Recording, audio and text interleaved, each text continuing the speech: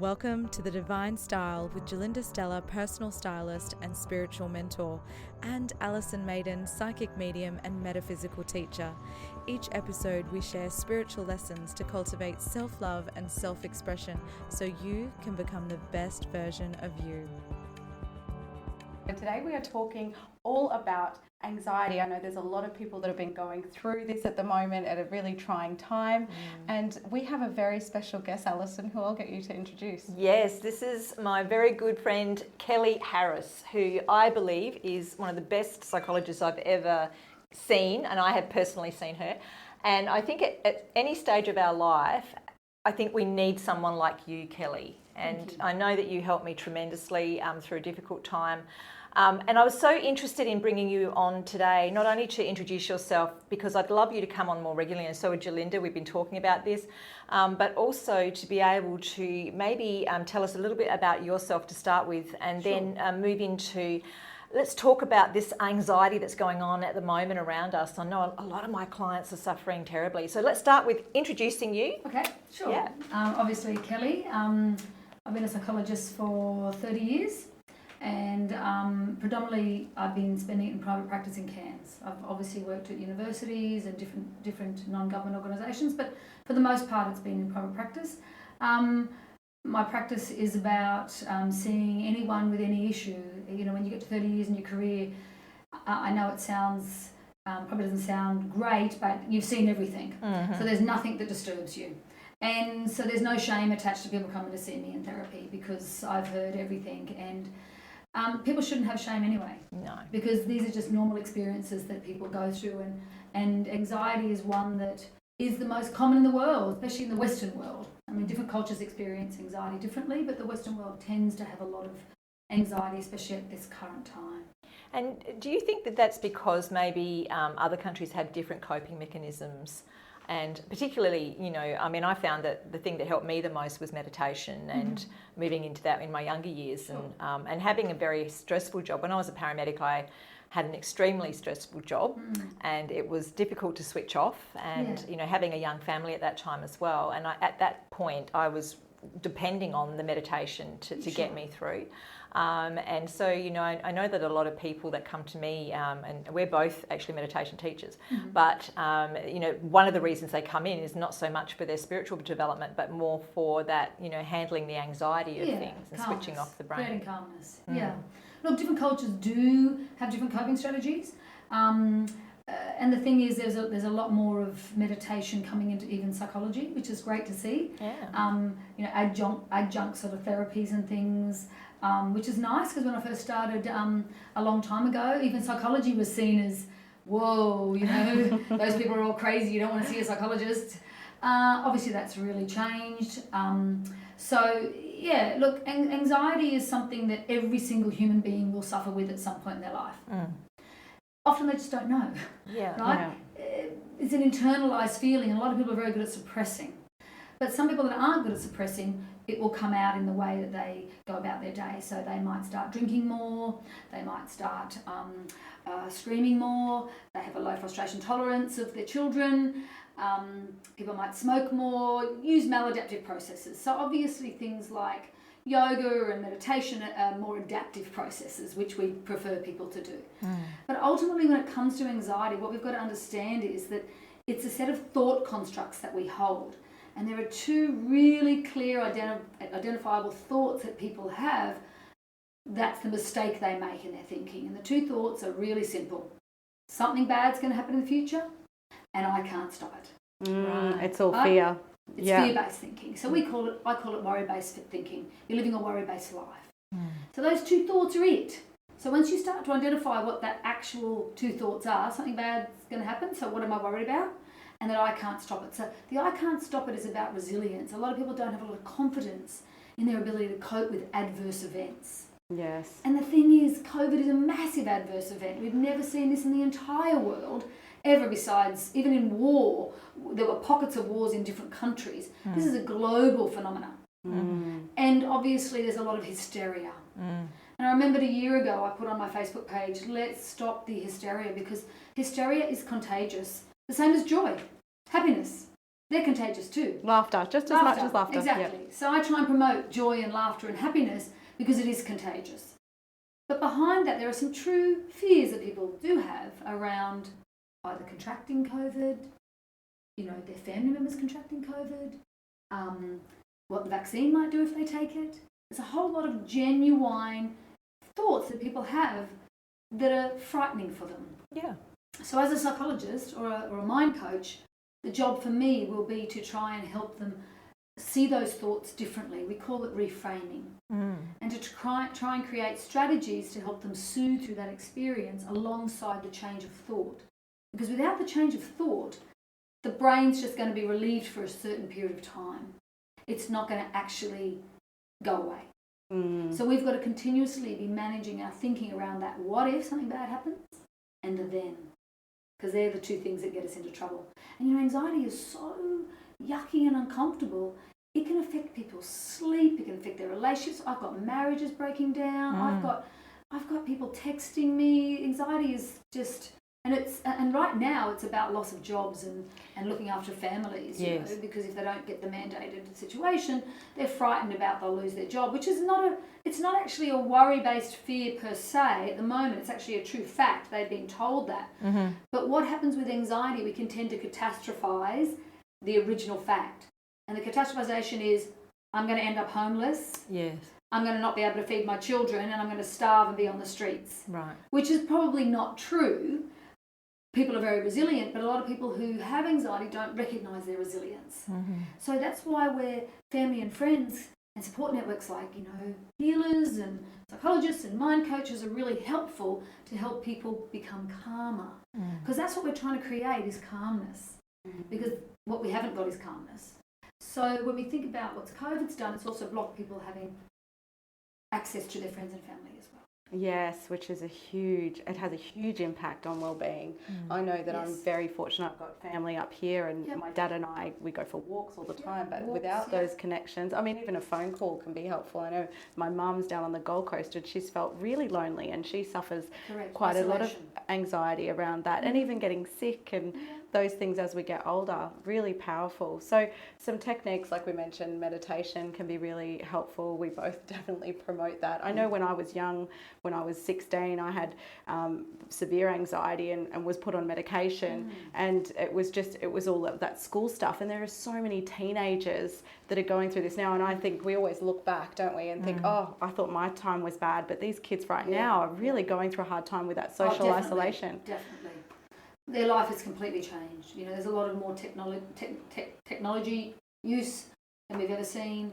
And that obviously concerns us because children aren't having as much creative play and imagination. Yeah. That's a very big part of the human brain is being able to imagine. That's what we've got differently to other animals. We've got that capacity to imagine, which is so exciting. It makes us create beautiful things. But unfortunately, when we come to anxiety, our brain can also imagine not very nice things too. So we've got this wonderful imagination. Our brain is I just love our brain. And that's being a psychologist for 30 years. I'm truly in love with our brain more than anything ever. But it doesn't pick and choose. It just gives you random thoughts. Nice ones, beautiful imagination of an ocean with a nice, backdrop of the waves crashing. Or it gives you, I'm going to be broke. I'm not going to be able to feed my children. It gives us that too, right? Because we can imagine anything. So what psychology and mind coaching does is it tries to help people see that's what they can control. Yeah. They can do that bit. We can't control government departments, regulations, legislation. We can't control those bigger picture rules. We can stand up, which people are doing, but we can't actually control them. What we can actually control is ourselves. And that's also what the wonderful understanding of psychology and the mind is that we can control ourselves and not to be afraid of practicing starting to do that. So, like I said, adjunct things like meditation are beautiful. We would never say to someone, don't do meditation.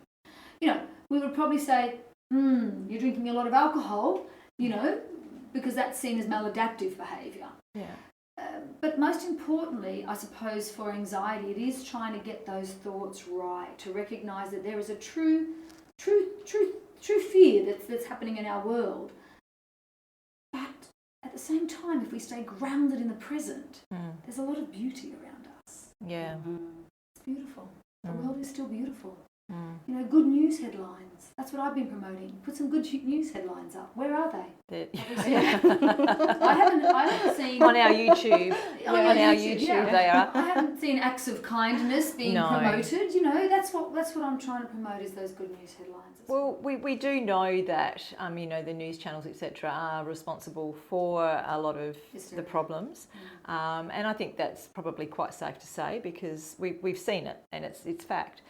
But at the same time, people have got a choice whether or not they watch that, and so in my house, the television is not on at all. There's no news. There hasn't been for months. I can get my news from other sources if I need to. Years it should be on. Yeah, it's just not. It's not been on, Alison. and it's created a much calmer environment for all of us. But at the same time, I have my husband who he's been pretty switched on to everything for many, many years. He was a police officer for a lot of years. He understands he needs to know the facts. He wants to know the facts, but he's also at the moment saying, well, they're not the facts. We need to look at the broader spectrum, and we need to sort of see what's going on around us. And something that we don't have when we are put into isolation is we don't have the contact with others like we normally do, where we can stop in the street and say, hey, did you hear this? Did you hear that? And that's the normal interaction of humans. And we're designed for normal interaction like that. So when you take that away from us, that's also a really big impact on people. The isolation thing has been terrible. I've had clients that have had quite tragically, they have had family members, commit suicide. It's been a terrible time for everybody. We just want to do the best we can with what we have. We want to be able to help people to gain access to people like yourself, and to help themselves to understand where they can get those helpful tips from, because there's a lot of people that say, I can't afford to go here and I can't afford to go there. Yeah, and a lot of people think that psychology is scary. Yeah. And they think that we're going to, say that they've got some severe mental illness, and they've already got anxiety. Yeah, It blows up. Yeah, exactly. But what you were saying about humans is that we are social beings, and without that comfort of each other, we will suffer. So, even though social isolation is a technique the government's using to reduce the chance of catching COVID, there's always a side effect of things that we do. And I think for that, it has meant that people are probably having less contact with each other. People are staying indoors more, not going out as much. We're lucky we live in this beautiful city. Thank goodness, we're privileged. But for a lot of people, they're stuck in units and things like that. I feel such sadness for those people living in those places and not being able to get out and access the community like we can. And if we go back just for a minute talking about news, I know for myself, I actually easily can get addicted to that scrolling sensation where you kind of get hooked on the news story and then you follow a weave down somewhere. I mean, how can somebody how do we stop ourselves going down that rabbit hole? Obviously awareness, the fact that we're doing it, but then how do we stop that addictive tendency? Because it is a way of coping sometimes, isn't it? So what it is when we start doing something, we develop this, you will notice in yourself that you'll get this kind of pressure rising in your body. So you start scrolling and then you'll start to get this pressure. And that pressure is this need to keep digging and looking deeper. Humans have an inquiring mind, right? Again, how wonderful. But that inquiring mind can get us into trouble when it's something like this. And then what happens is we get an oversaturation of this negative energy, because it's this feedback of negative. Everyone's upset, everyone's fighting, everyone's this, everyone's that. This is going to happen to you. Your baby's going to die. Everything, all these awful, what we call catastrophic thoughts. And when people are scrolling, it is about being far more connected to in this instance, what's happening around them rather than what's happening on that. So it's grounding in their environment rather than grounding in some other place, which technically our phone is present, but the information is not present. It's some other place. Does that make sense? Oh, absolutely. Yeah, people don't realise that. They go, well, the phone is still a present object. The phone itself is, but not the information. The information is not a present object. The information is something that might happen in the future because that happened in the past. Yeah. And that's how people do those predictions. You know, that might happen. So what's present is, oh, my husband's standing there. Or my child's calling me to play with them. Or my dog's just sitting there looking bored. You know, they're all present things. Or, hang on, I normally go to the gym on a Sunday. So it's about really thinking about the present. Because once we're in the present, anxiety can't actually exist. Do you understand? Because we're not worried about the future Correct, or the past. Alison. We're in the right now. Anxiety cannot exist. Yeah. Because in the present, nothing bad's really happening. And if it is, it's something like a car's about to hit us and then we jump out of the way. So it's not anxiety, it's just a fear response. So where does that sort of that need, like I was talking about the addiction side of it, where, you know, you might be feeling those sensations, but it, like, you might be addicted to that. I know we've spoken about before that sometimes people get hooked on a feeling, even if it's a negative one. Correct. So basically, we don't look at it like an addiction per se. I mean, it is serving to reinforce that negative thought in us. So you can say that that's addictive in nature. It's more habit forming. Yeah. That, you know, so again, if I go back to our imagination, what we're not doing is daydreaming. We're using a tool to cover up boredom or to cover up quiet space. Whereas people from different cultures, or you girls, you would use that moment to maybe do some deep breathing, to maybe do some reflection or some meditation in a way. A child might use it to imagine, you know, playing cups of tea with its mum that are, you know, imagine play. So what's happening is with that situation is that we are still believing that what we're doing is serving us in a way that's helpful. Yes. Which is unfortunate, but that's what we're believing, because that anxiety in our body, we're hoping at some point that anxiety will dissipate by doing this, but it's not going to dissipate. Yeah. It's just going to keep rising and rising and rising. So it's almost like that's where you call it the addiction, because it's that, like you said, any feeling, we're trying to actually get rid of that, but in fact we're creating more of it. So I think it's about having a thought prior to that. Some real strong rules around our usage. We could even use things like to help us, such as an alarm clock. You know, set something on our alarm for 10 minutes, you know, that says after 10 minutes, that's it, we're finished. And you can even create spaces in your day, like an appointment, you know, 3 o'clock I'm going on the phone. I'm going to scroll at 3 o'clock. We're doing that for half an hour and then it's finished. That then doesn't, that's like boundaries, like with drinking. Well, I'm only going to have 6 drinks and then I'm going to drive. Oh, no, actually, that's too many. You know what I'm saying? Like, Don't do that. Don't do that. Putting rules around, you know, how often we use something. You know, not using it on a Sunday. Sunday's family time. Yes. You know, I'm going to sit and daydream this morning. So, like, almost have rules on it. Like, we go to the gym. We don't do that 24 hours a day, 7 days a week. We don't drink alcohol all day. We don't meditate all day. We don't do anything that much. We couldn't possibly. So it's the same thing. Okay, I'm going to use my phone. I'm going to use it for 10 minutes in the morning while I'm having my coffee. And then that's it. And then I'm going to find some joy. Great. Put some nice music, put on the radio, you know. But ultimately, we have to recognise that we are an organism and we are fully in control of us. Yes. And that's what people forget when this happens, such a fear thing happens. We think that we're being controlled. Now, whatever people's opinion is about that is theirs. But ultimately, our thinking, our mind is our control. No one can ever steal that from us. Okay? I mean, obviously, disorders such as dementia and Alzheimer's are a different thing. We're not talking about that. We're talking about the normal population, that people can never steal our thought unless we want to give it away to what we're seeing at the moment. So we can find peace, calmness, joy, but we need to look for it. In the right now. In the now. In the now. In the present. The other thing I feel is really important is the grounding. We spoke about grounding before. You're not going to get that, as you say, through the device because it's not possible. But actually getting your feet on the sand, in the water, you know, the tactile, the feeling, going out. We've got some amazing waterfalls here where we can, you know, we're very fortunate in this part of the world. going out and actually feeling the water, feeling the coldness of the water, the crispness, all of those things that people, I think we've forgotten how important it is to go out into nature and to recharge, and get away from the EMF.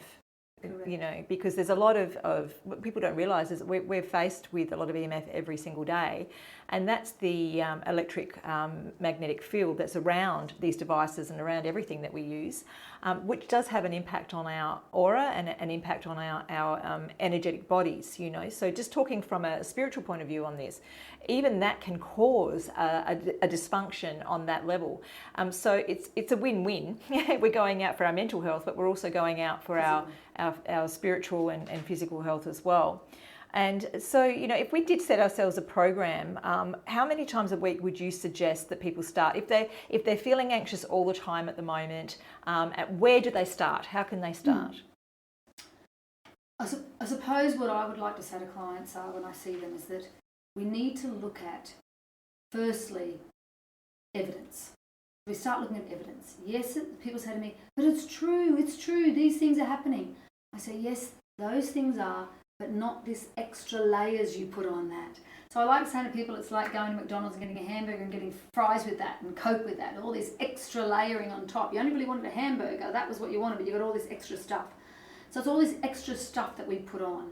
So things like putting boundaries on social media and the news. Mm-hmm. Now, to be honest, I've never watched the news in probably around 20 years. Amazing. Yeah, I banned that from my life, and as a way of just saying, I don't need it. Like Alison said, I can find it elsewhere. And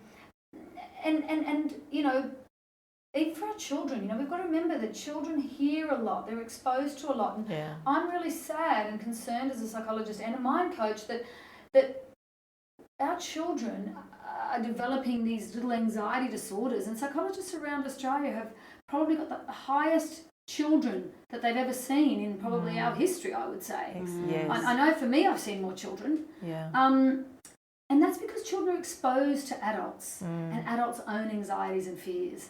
And children hear the little bit of news, the comments between mum and dad, do you think what are we going to do about the house mortgage, do you think you're going to keep your job? And children get this anxiety around, Dad's not going to have a job, Dad likes his job. They don't understand the big picture. So as parents also, it's about being mindful of conversations that we have, right, for our children. Because they're our little vulnerable ones that have no clue what's happening. People forget about that. So obviously the adult is the organism that can help the child. Mm-hmm. So for the adult, lots of time outside, like you said, self-care. We talk about self-care as a priority. And not becoming fixated on any one thing ever, even reading the news, listening to COVID information, turning things off, putting boundaries in place, obviously talking to friends and family, having lots of laughs, watching funny movies, putting on beautiful music. Now, music is definitely something that psychology has researched. Yeah. And music increases oxytocin in the brain, a bit like when you give birth to a child or you touch a puppy dog. Right? Music does that to us. Obviously, music that you like. That's a good point, actually, because sometimes if you play like angry music or sad music, it can get you in those like Christmas states. music, people just like in October, no more. So things like that. But there's all these beautiful adjunct things we can do to help us. Going for walks, swimming, like you said, Alison, touching, having all our senses connected to the earth. Like feeling the sand. That's what babies do. You look at them; they're always, kinesthetic, very tactile. That's exactly right. So but being present. And when we say present, people go, yeah, but they actually don't understand what it means to be present.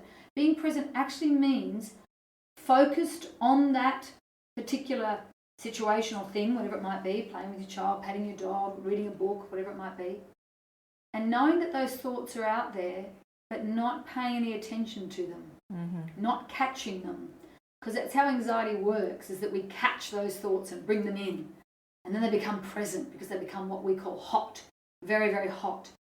So we cool them by acknowledging that they're there, but going back to what we were doing, our focus.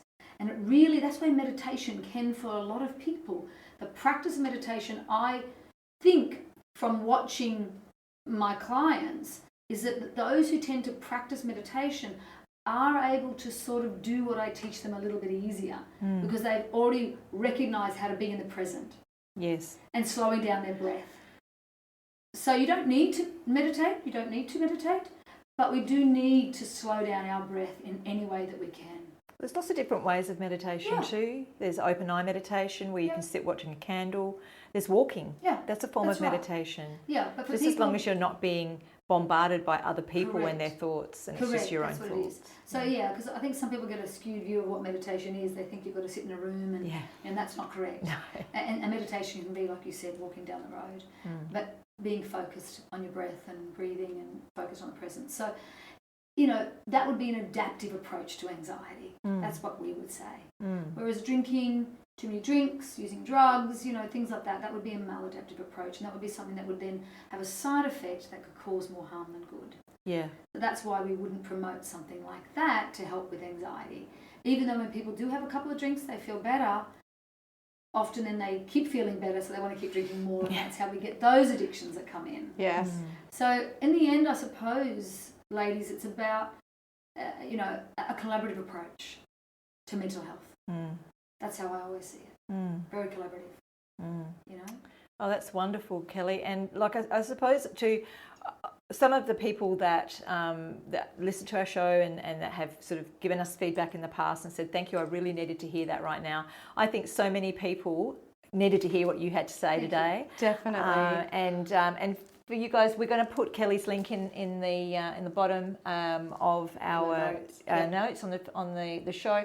And if you need to contact her for any reason, then I'm sure she can accommodate that for you. Got a website? Yes, my name. yes, that's terrific. Are you working via Zoom yet? Yeah, we do telehealth. Fabulous. Yep. Anything. And if people are scared to be inside, the government's allowed us to create different opportunities to see people outside and things like that. Well, that's really good to know as well. Yeah. So definitely, thank you so much. Yes, we really thank appreciate you. you. Well, thank you. I know, for I got inviting so me. much out. It was awesome. Psychology's not scary. No, It's no. wonderful. No, well, we're going to have you back on to talk about some other things in the Yes, future, if anything that's you okay. want. I can talk about anything you want. Brilliant. Awesome. Thanks I love again. it. Thank you so much. Thank Appreciate you. you. Thanks for listening to The Divine Style with Gerlinda, Stella and Alison Maiden. You can ask questions or find out more at gerlinda.com.au or alisonmaiden.com.